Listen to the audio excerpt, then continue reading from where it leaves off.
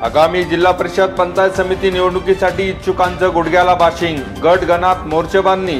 नववर्षाचं स्वागत, वाढदिवसाचं सेलिब्रेशनच्या मुहूर्तावर गाठी भेटींचा सिलसिला। जिल्हा परिषदेच्या माजी अध्यक्षा निर्मला पानसरे यांचं रेटवडी पिंपळगाव गटात दिनदर्शिकेचं वाटप। जगद्गुरु संत तुकाराम महाराज यांच्या वैभवी पादुका हेलिकॉप्टरनं संगमनेर येथील बोटा गावी मार्गस्थ। पुणे बोटा प्रवासादरम्यान हेलिकॉप्टरमधून पुष्पवृष्टी।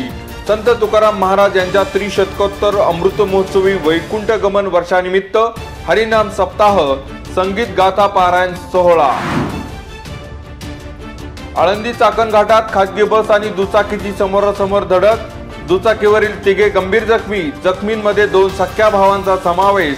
बस चालकावर आळंदी पोलीस ठाण्यात गुन्हा दाखल। गुटखा विक्री प्रकरणी चिंबळी फाटा येथील एका विक्रेत्यावर कारवाईचा बडगा। पिंपरी चिंचवड गुन्हे शाखा अंमली पदार्थ विरोधी पथकाकडून मोहीम। परप्रांतीय गजेंद्र कुशाव याला बेड्या। गुटख्याची अवैध विक्री करणारा मालही पोलिसांच्या ताब्यात। भिशीचे पैसे थकवल्याच्या कारणावरून केळगाव परिसरात तरुणाला लाथाबुक्क्यांनी मारहाण। हनुमानवाडी येथील माऊली पार्क पार्किंग मधील प्रकार। आळंदी पोलीस ठाण्यात रमेश पांचाळ, श्रीधर घुरणगडे यांच्यावर गुन्हा दाखल।